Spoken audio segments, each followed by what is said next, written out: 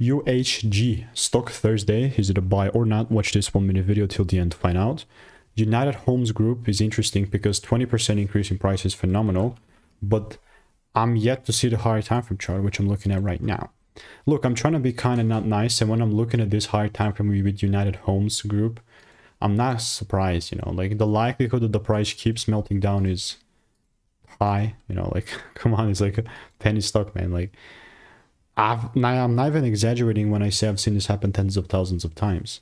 Haven't made a video on UHG before, but I'm telling you, like yeah, you can jump in on the long side and do whatever you want, but if there is some sort of a double break, then sell side it is for me.